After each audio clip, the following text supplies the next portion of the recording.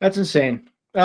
You were talking before about threats and all the corruption, but the threats they made, and basically kind of holding that medical license over your head, like, hey, you better toe the party line or else this is gone. Outside of threatening removal of that, what types of threats? And I guess we're going kind of pre here. We're talking about back, maybe even with your cancer studies. What threat? You mentioned even being threatened at home. So what threats did you face, and what legal challenges did you or are you facing as a result of that? Because one of the questions I had is, if this was all bullshit that you were making up, then you probably would be behind bars right now or paying a lot of money for defamation at the very least. Yeah. So the fact that you're not tells me something. So I would just like you to elaborate on that if you could. Well, so, initially I was threatened and my family were threatened by lawyers for AHS, lawyers for the College of Physicians and Surgeons. And, they do it in such a way where initially I had CMPA lawyers, which were Canadian Medical Protective Association, and that's my medical malpractice insurance. Now I realized that those lawyers were actually working with AHS and the college, and were undermining my case. But they would get those lawyers together and they would say, look, if you do this, we're going to do this. Or if you play ball with us, then we'll play ball with you. We'll make this fake complaint disappear, or we'll make this fee disappear, right? It's basically extortion, right? So I have several of these incidents. I reported them to the Edmonton police. The Edmonton police covered it up.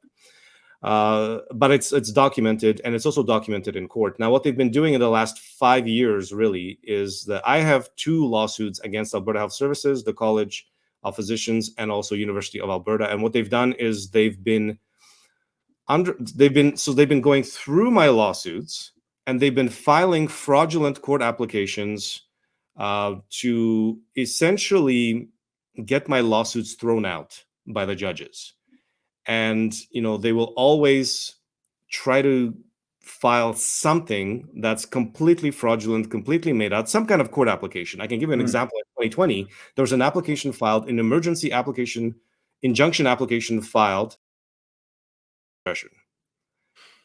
specifically in regards to Alberta Health, saying we committed all these crimes and he's defaming us and so on. And the judge said, what the hell are you doing? Like, if Dr. Makis is lying and engaging in defamation, why aren't you filing a defamation claim instead of trying to force me to go into this whole charter rights debate? Well, they were trying to lose some loophole from a case from the 1950s where, well, you could suspend somebody's charter rights in part because of something or whatever, right?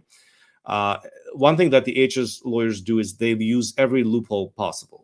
And they basically had no answer. They just stood there in silence because they know that I can back up everything I say. I have 50,000 pages of documents. Half of my garage is legal documents that I can back up. I just can't get the media to talk about it or look at any of it. But I have more than enough documentation to bring down Alberta Health Services, bring down the college, probably bring down the leadership of University of Alberta, and probably half the judges in Alberta, whether it's the Court of King's Bench or Court of Appeal, because I've been extensively in both courts.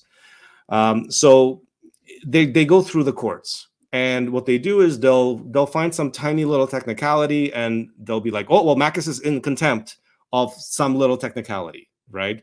Because what they do is they layer the court orders one after the other, right? It's kind of on a smaller scale. They did it to Pastor Arthur Pawlowski, or they did it to Chris Scott. They get some fraudulent court order, and then they say, aha, but you violated this court order, and now they can get another court order, and they can get penalties and so on. This is how they've been doing it. Man, I'm telling you, if I wrote a book about what they've done, Albertans wouldn't believe it. They wouldn't believe what they've tried to do to me, the ways they've tried to destroy me and my family. It's just this psychological warfare, but they do it all through courts, and all the threats are done through courts. So now what they're doing is they're filing fraudulent court applications. They got the college out of my lawsuit, and they hit me with court costs for that, right? So again, a completely fraudulent application. They got the college out as a co-defendant, and then when one of the corrupt judges got the college out, he said, now we're sticking Makis with $20,000 in court penalties, right? And so then they got the university out of my lawsuits. I'm like, now we're sticking him with another $20,000 in court penalties. And it's just accumulated. They're layering it on top and on top. They're trying to bankrupt. They're trying to financially destroy me and my family. It's gotten to the point, it's gotten so bad. that they are now applying these court costs to my house. They're sending threatening letters to my house at home. I'm building a case to go to the RCMP and basically lay it all at the RCMP, Alberta RCMP headquarters, and either I get thrown in jail or they start a criminal investigation against Alberta Health Services. It's one or the other. And if I go to jail, then so be it. I'll go to jail, but I'll sure as hell make everything public before they manage to throw me in jail. Yeah, God be with you on that. I mean, we've seen in the last couple of years how useful the RCMP has been for the cause of Albertans. But well, that's why I hesitate to go to the RCMP, even when my family's being threatened, because it's like, okay, my family's being threatened.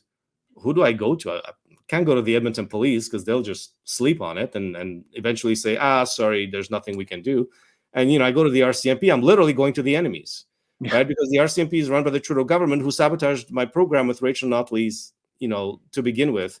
So it's like I'm surrounded by enemies on both sides. One of the reasons